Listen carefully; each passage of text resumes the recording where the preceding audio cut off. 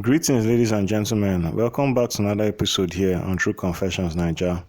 The following story that you're going to be listening to comes from a message sent to us by one of our sisters, and the message reads like this. Good evening, Uncle Lori. I'm grateful to share my confession here. Let me take you back to when I was what you call a slay queen, living for the next big thrill. The freshest outfits, the hottest clubs. I used to think I was in control, but life had planned an adventure for me that I could never have seen coming. After a crazy time in Johannesburg, aka Joburg, I returned to Harare. Joburg showed me a world so wild, so different from anything I could have imagined. There, I met two ladies who became my close friends. Aza, a stunning colored woman with thick, beautiful hair, and Zizi, a bold, social woman, queen with confidence that radiated, but behind their faces were secrets and survival stories that broke my heart. Aza, as pretty as she was, had survived hell. Born to a mother addicted to drugs, Aza's childhood was one long nightmare. Her mom, a single parent, used to sell drugs right in their home. Even as little as Aza watched and suffered, abuse was daily. By the time Aza was 18, she ran away, ending up homeless and eventually working as an escort to get by. Things were so bad, she had to stay in brothels, controlled by Nigerian men who took everything. She would do all the work, and they would keep 95% of the money, giving her just a little to survive. She was forced to use drugs and almost lost herself, but by the grace of a kind client, an actual good Samaritan, she escaped. Then there was Zizi. On paper, she had a normal family, but her hunger for money and a soft life was greater than anything else. She had a daughter, rented her own place, and liked the finer things. Even if it meant taking risks, every weekend she hunted for new clients, living like a queen, but also working with a gang that targeted rich men in VIP clubs. Zizi and her friends would get close, spike men's drink, call their guys, and clean out their victims' valuables once they were helpless. Zizi even tried to get me into online stripping, broadcasting live for strangers around the world in exchange for gifts and cash. I almost let myself to be convinced, but a small voice inside told me that once my face was online, there would be no turning back. So I backed out, and so did she eventually. Fast forward, life in Harare was grinding me down. I was broke, my dreams were stalling, and the house my parents left us in the village needed repairs I couldn't afford. That was when Aza called. She had a business opportunity. A high-profile client from the UAE needed 3 girls for a trip, and the pay was life-changing. Did I want in? Desperation said yes. I just needed some photos. Panic crept in, but I found a guy with a camera, posed, sent the pics, and within days, I was booked on a flight to Joburg.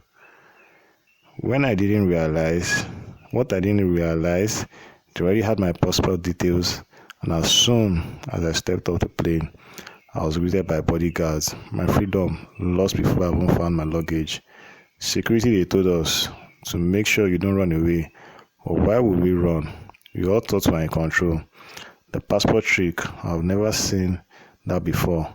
But when the money's calling, you convince yourself it's all going to work out.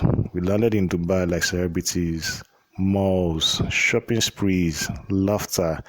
I spent freely thinking about my son, sending money home, forgetting where I had come, until reality slapped us back. Our passports gone, our choices gone, our hosts changed. Suddenly, the big beautiful city felt like a golden cage.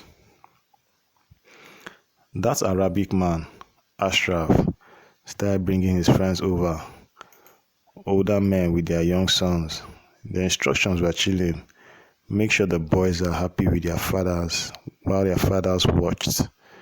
It was humiliating, terrifying, and the most helpless I've ever felt. We had crossed the line from escorting to pure slavery, and there was no one to call for help. Ashraf claimed our only way out was obedience, claimed the law was on his side, and being caught without a passport could mean prison or even death. The moments in that hotel room were the worst of my life. Forced to do things I've never agreed to do, just to survive. I've never felt so used, so broken, and yet had to fake a smile just to keep breathing.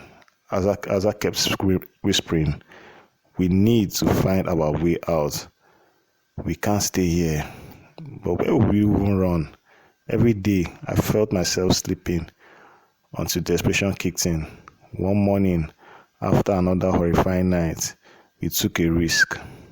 Azza befriended one of the drivers, managed to get some information out of him, and we discovered there might be a way to recover our passports. It took courage, patience, and luck, but eventually we found a way to message a contact that Ashraf didn't know about. Miraculously, help came. A sympathetic employee at the hotel tipped off another guest, and within hours, a plan was hatched. We made a daring escape, running through back passages of the hotel, hiding behind luggage carts, hearts pounding as we raced toward freedom. I don't know where I found that strength, but when you have lost everything, you fight for anything. By dawn, we were outside, terrified and trembling, but finally able to breathe. Looking back, the pain isn't just in what we lost or what we endured, but in how easy it is for dreams to become nightmares. Chasing quick money, we found trauma, betrayal, and shame. Yet, we survived. Today, I'm in a better place, but not a day goes by that I don't think of those lost days and the thousands of women still trapped by men like Ashraf. Thanks for this opportunity to share this, as I'll be watching out for the comment section to get valuable advice from you, the viewers. Dear listeners, right there was a message that was sent to me by one of our sisters. Things they really happen for this our world. Now, wow.